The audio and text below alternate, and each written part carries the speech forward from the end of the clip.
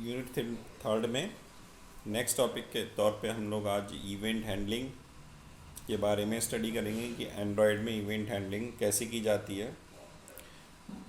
तो अगर हम बेसिक डेफिनेशन देखें इवेंट हैंडलिंग के रिस्पेक्टिवली, तो इवेंट हैंडलिंग जो है दो वर्ड्स हैं इसमें, एक इवेंट और हैंडलिंग। इवेंट क्या होता है? इवेंट एक एक्शन हो सकता है, वर्क हो सकता है, उसके अलावा वो कुछ भी नहीं है।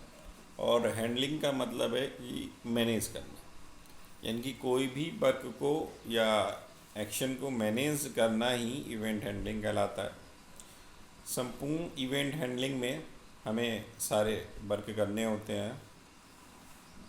ये एक्शन यूज़र के इंटरेक्शन से संबंधित हैं और ये इवेंट इंटरेक्टिव कंपोनेंट का उपयोग करके यूज़र की कम्युनिकेशन के बारे में डेटा को कलेक्ट करते हैं। उदाहरण के लिए, जब आप कुछ भी बटन पर क्लिक करते हैं तो ऑन क्लिक नाम के फंक्शन का उपयोग किया जाता है, जिसको ऑन क्लिक इवेंट भी कहते हैं। एंड्रॉयड में सभी event first in first out scheduling का उपयोग करके एक क्यू में स्टोर किए जाते हैं। और एंड्रॉयड इवेंट मैनेजमेंट से संबंधित तीन जो मेथड हैं वो यहाँ पर बताए गए हैं। कौन कौन से हैं वो तीन मेथड? इवेंट लिसनर होता है, इवेंट हैंडलर होता है और इवेंट लिसनर रजिस्ट्रेशन होता है। तो लिसनर का मतलब जो लिसन करे, हैंडलर का मतलब जो हैंडल करे, और लिसनर रजिस्ट्रेशन की जैसी अगर इवेंट ऑकर करेगी तो उसे हमें रजिस्टर्ड करना होगा।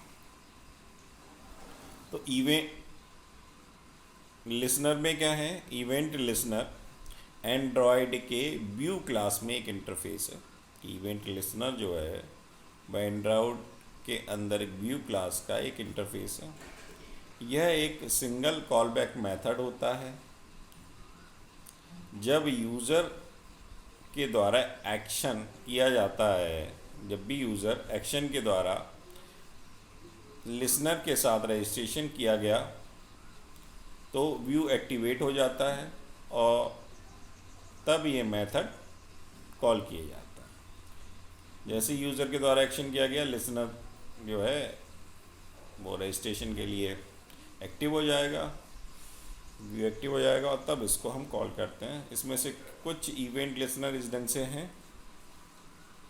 ऑन क्लिक, यानी कि अगर सपोज करो हम जरा सा भी टच करते हैं स्क्रीन को तो इसको लिसन किया जाता है। किसके द्वारा? इवेंट लिसनर के द्वारा। तो ऑन क्लिक एक इवेंट लिसनर है जो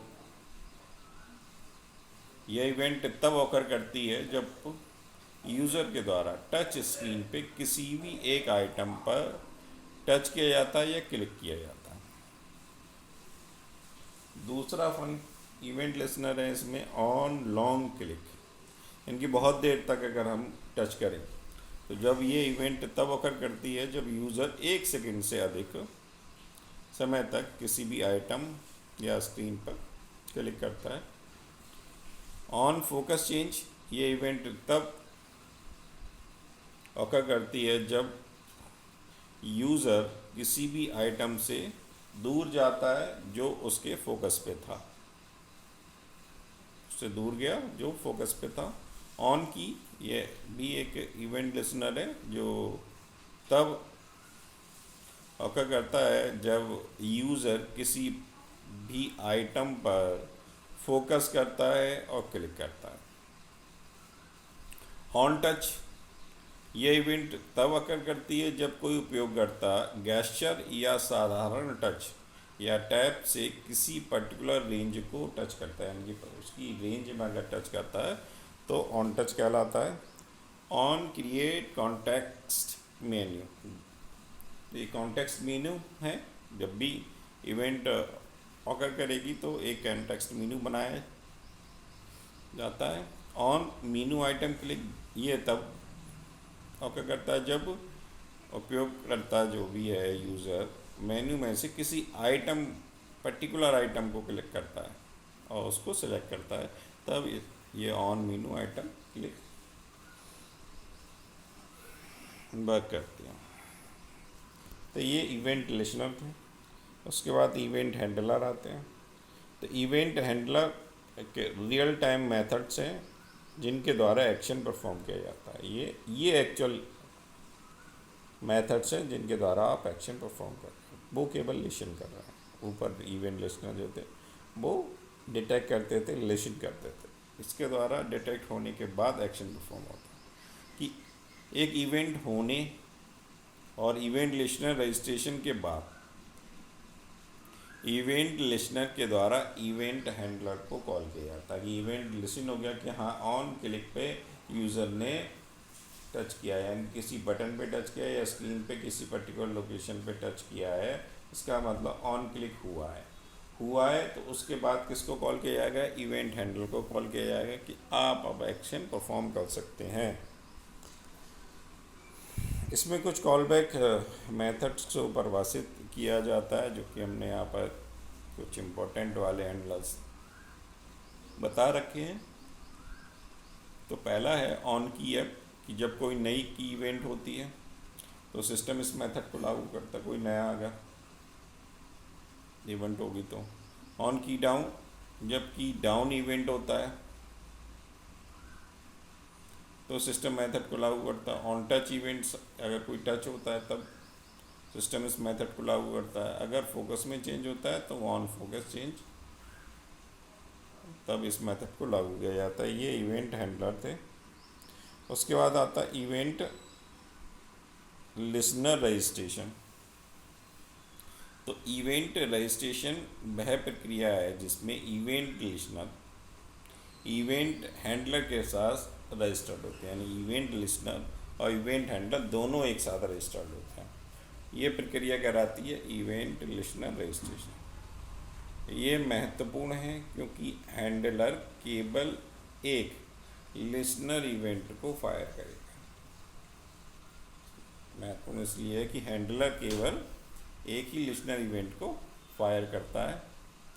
एंड्रॉयड इवेंट लिसनर रजिस्ट्रेशन के जो तरीके हैं वो हमने यहाँ पर शो कर रखे हैं। 3 तरीके हैं। पहला तरीका ये है कि इवेंट लिसनर को रजिस्ट्रेशन करने के लिए एक्टिविटी मेन एक्सएमएल में डिक्लेयर करना होगा। पहला कंडीशन एक्टिविटी मेन एक्सएमएल से आप कर सकते हैं। दूसरा, हम लिसनर इंटरफेस को लागू करने वाले एक्टिविटी क्लास का उपयोग कर सकते हैं। जो मेन एक्टिविटी क्लास थी उसका उपयोग करके ये एक्सएमएल फाइल से भी कर सकते हैं और मेन एक्टिविटी क्लास के थ्रू भी हम रजिस्टर्ड कर सकते हैं।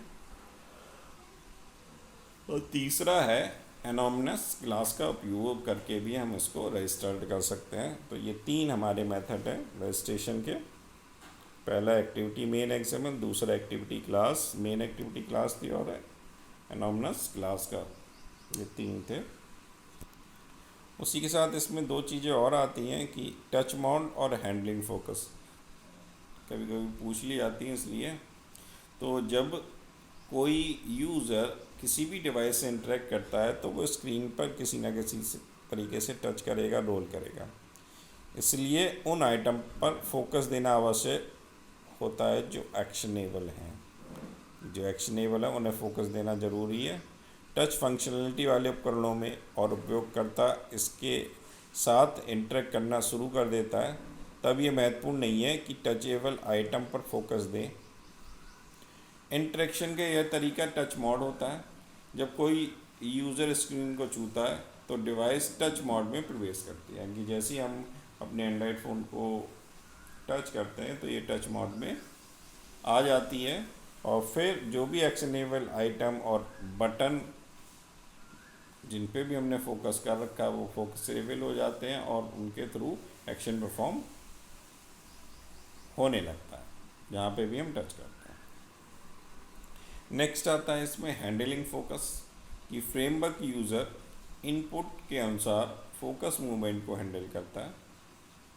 जो भी इनपुट है उसके अकॉर्डिंग, और फोकस को हैंडल करना यूज़र इनपुट के मूवमेंट के अनुसार फोकस को आप ऐड कर सकते हो, फोकस को आप यहाँ से डिलीट भी कर सकते हो, जो भी आप करना चाहते हो। और व्यू की मदद से फोकस में आप बदलाव भी कर सकते हैं।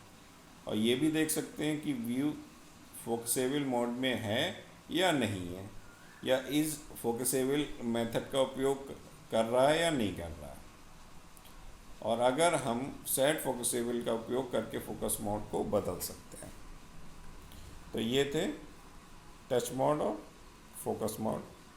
उसके बाद अगर हम इवेंट हैंडलिंग के रिस्पेक्टिवली कुछ प्रोग्राम बनाना चाहते तो हम कैसे उसे हैंडल करेंगे एंड्रॉयड में, उसके यहाँ पर स्टेप दिखा रखे हैं। पहले स्टेप में आप क्या करेंगे, कोई भी प्रोजेक्ट खोलेंगे,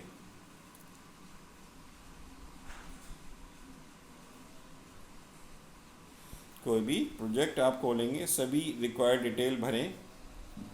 उसके बाद जब हमारा प्रोजेक्ट बन हमने डिटेल भर दी तो वो प्रोजेक्ट को ओपन करेंगे और उसके लेआउट और एलिमेंट की जो भी आईडी हैं उनको सेट करें, ताकि हम उन्हें दोबारा से जब भी हमें ज़रूरत पड़ेगी तो उन्हें कॉल कर सकते हैं। और उसके बाद activity main XML file open करें और जो भी कोड है उसमें लिखना है उसे लिखें।